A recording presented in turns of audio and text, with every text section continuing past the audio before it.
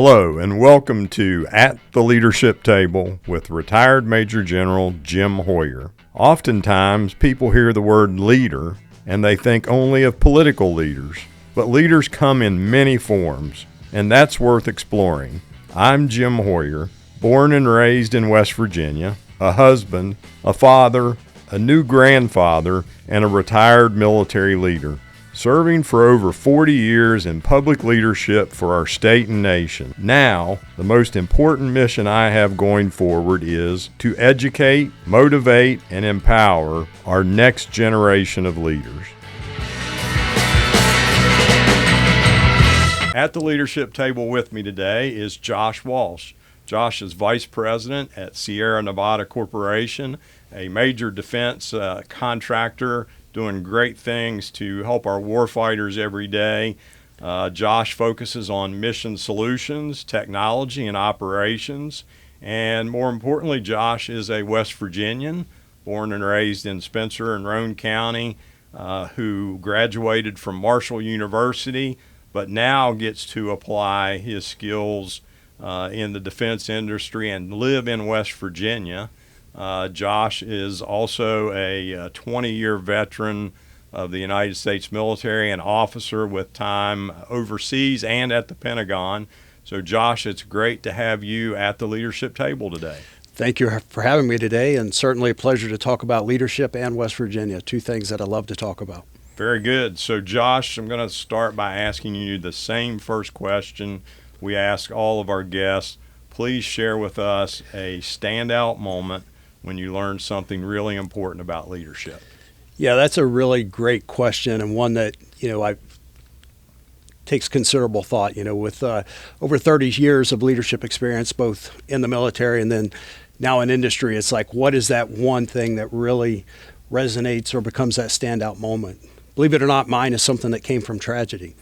I had a soldier, Sergeant Ronnie Capehart, who was murdered by a random act of violence. And I knew in that moment that the unit, the folks within the unit, they were going to respond by the way in which I responded. They were going to heal by the manner in which I healed. And they were going to grieve and move forward in the manner in which I did. I had the opportunity to not only memorialize Ronnie at our service, but I also was asked by his mother to issue the eulogy at his funeral. And those were humbling moments.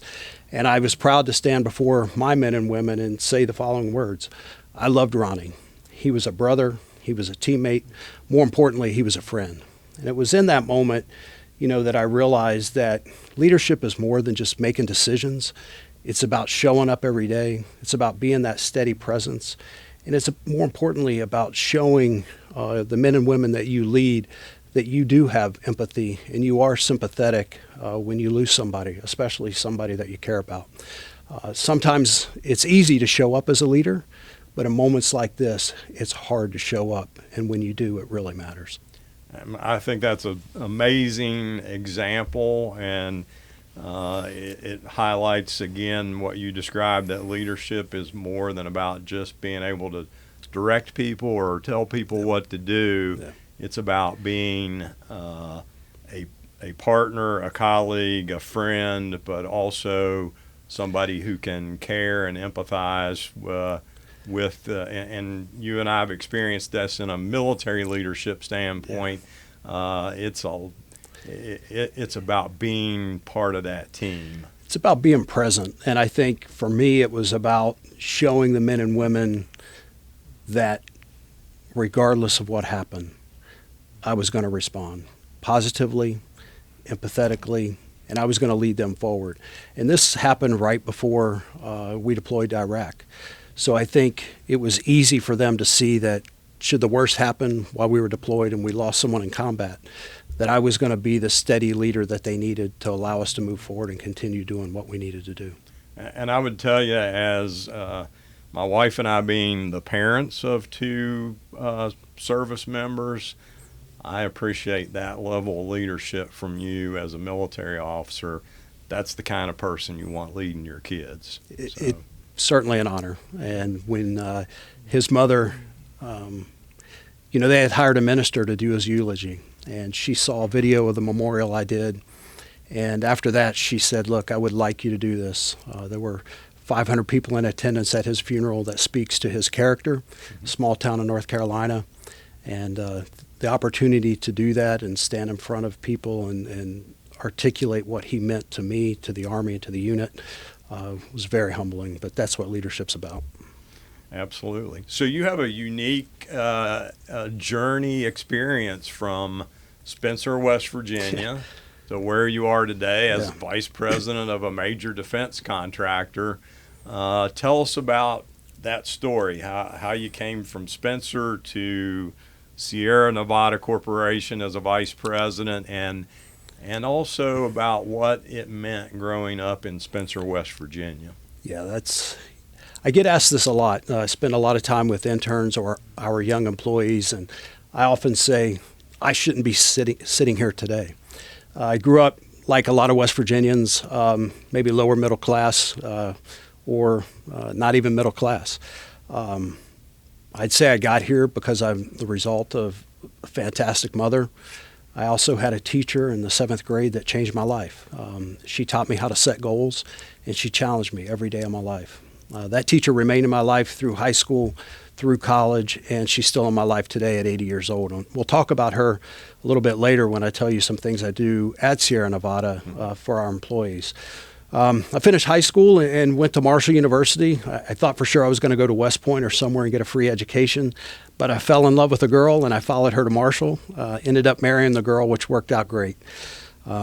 She and I took off on our military career 30 years ago. I can't believe it's been that long. Fort Sill, Oklahoma. And then immediately we went to Germany. And I didn't get to enjoy that first year in Germany. I deployed as a part of Operation Joint Endeavor. So spent a year away from her as a newlywed. That was very difficult. But I got the opportunity to lead soldiers when it mattered. It wasn't combat like you would experience in Afghanistan or Iraq, but certainly an important mission as we were keeping two fighting factions apart. I came back from that and went to Fort Huachuca, Arizona, and then back to Fort Sill, where I had the chance to command a couple times. But I think, how did I get here? It really comes down to hard work, goal setting, and maybe a little bit of luck. I surrounded myself with a lot of really great people, and it's because of them that I'm here. I've got the drive. I expect excellence out of others, but I certainly expect excellence out of myself first and foremost. So tell us a little bit more about that military experience, deployments.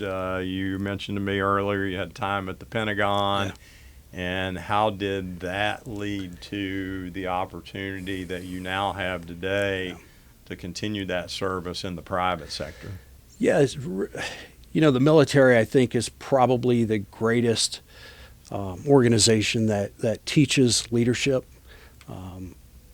I would argue that leadership maybe can't be taught. Some leaders, you either have it or you don't. You're going to refine those skills as you go through life. But if you have an ounce of leadership in you, the military is going to bring it out through education, through training, and certainly through crisis and chaos management, right? That's one thing that the Army is certainly good at, putting you in situations and seeing how you react.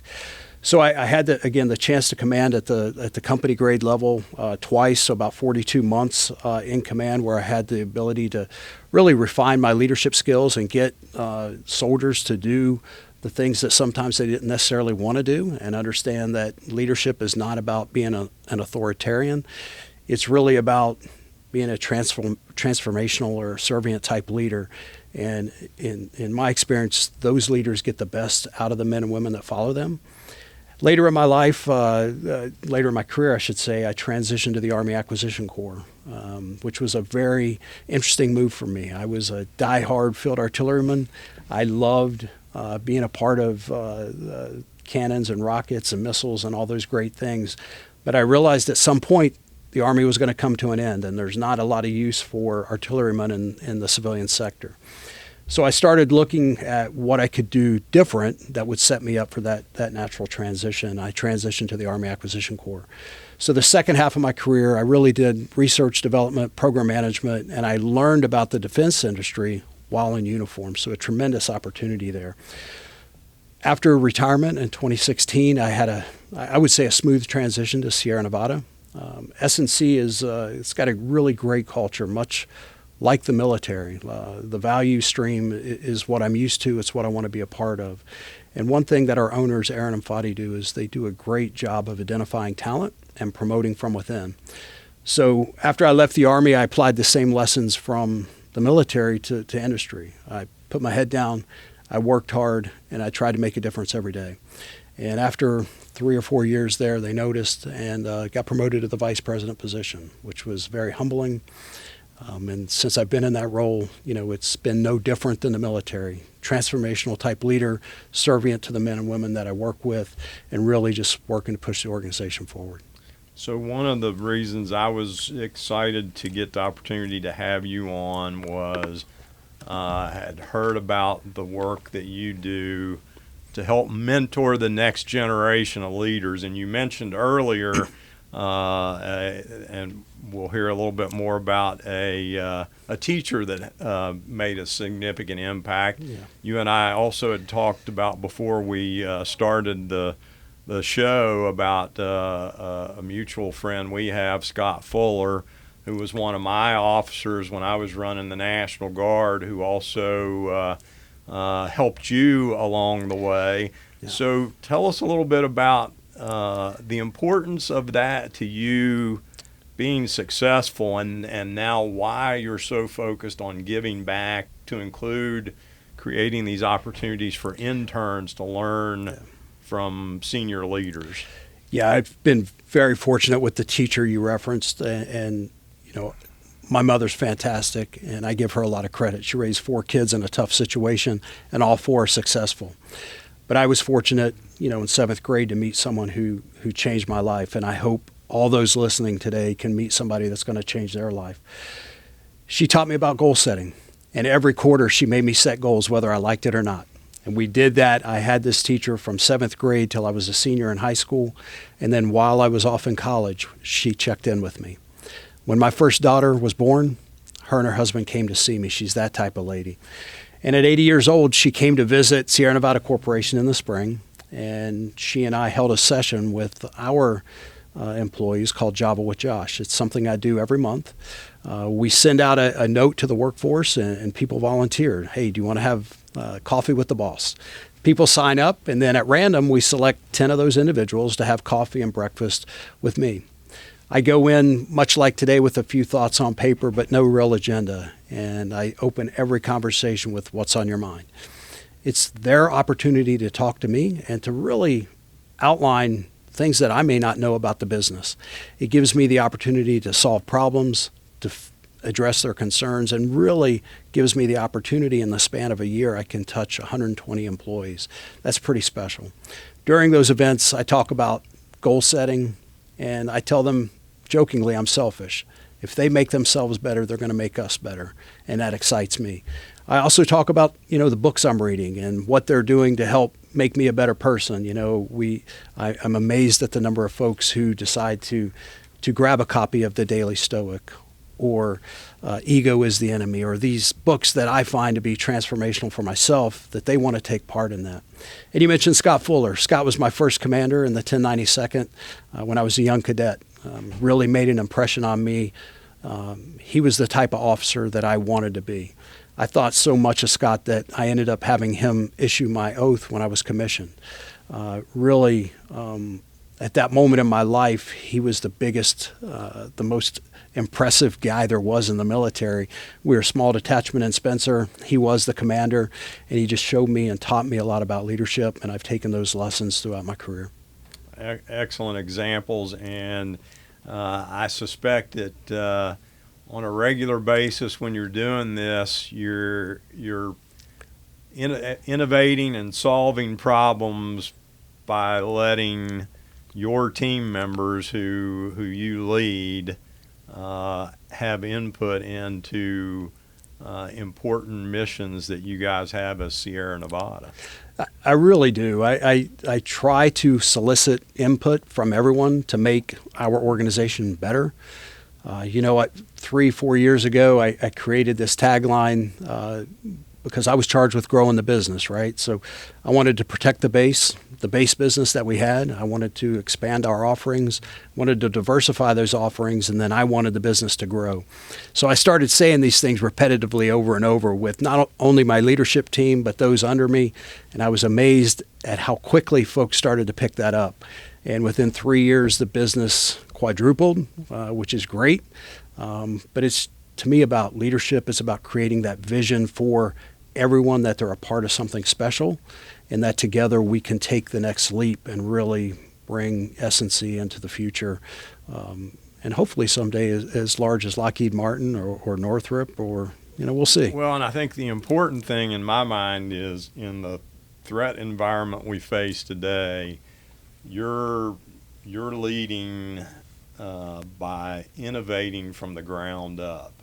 And we got away from that as a country and as a military, and it's something we've got to get back to if we're going to address the challenges we face going forward, right? No, that's absolutely right. I think we've done a great job over the last 24 years, addressing the threats to our nation and the global war on terror, or that you and I were a big part of. It shaped our lives, right? But we've got to now start thinking about what are those threats that our kids are going to face, and how do we address those, whether it's on the ground, in the air, or through the cyber atmosphere. We have to be ready as a nation, and those are all things that, I'm proud to say Sierra Nevada Corporation is already looking at. So you work for a large national corporation, but you made the decision, you and your wife, to live in West Virginia. You had the opportunity to leverage the fact that we have this eastern panhandle close to the Beltway, and you spent a lot of time focusing on how you leverage that to help West Virginia. So explain a little bit about that, and how you recruit West Virginians and you give them the opportunity to work for this large national corporation. Yeah.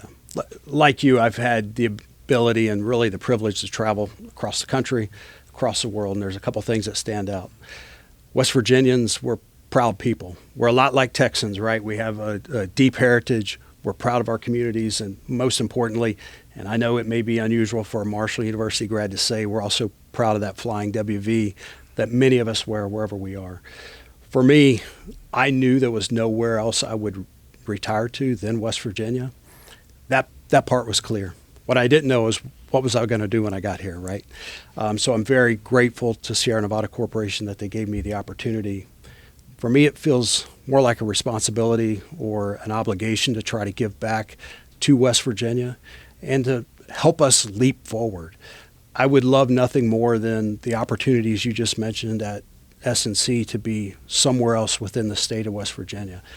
In the Panhandle, we're seeing tremendous growth, and I'm not sure why we don't see that growth throughout the rest of the state.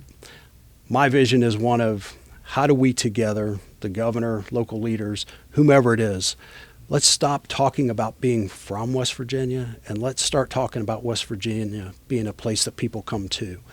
I think if we can do that, we're going to see the state leap forward.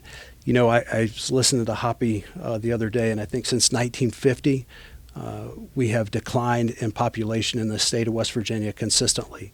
It's time to turn that tide. And how do we grow this state? How do we grow the businesses within the state?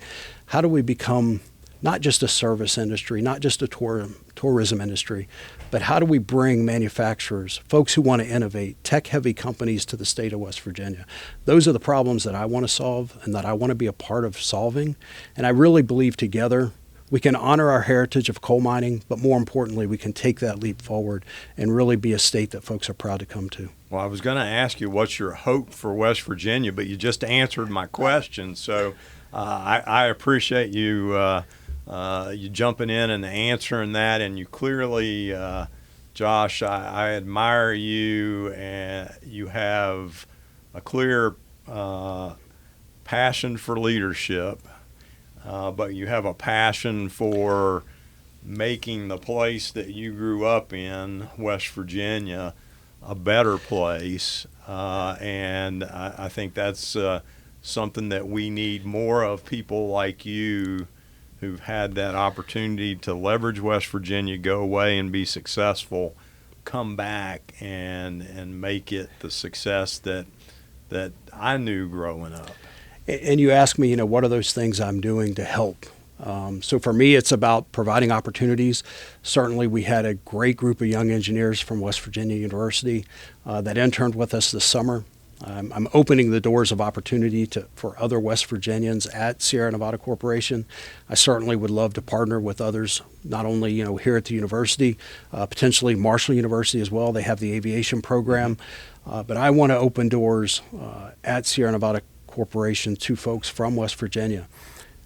We're just across the border in Maryland, but you can still call West Virginia your home, and you can still make a difference for our national security and live in West Virginia, which are all important to me. So, Josh, again, I admire your leadership, your passion, and I think you're a great example of what we need to continue to move West Virginia forward.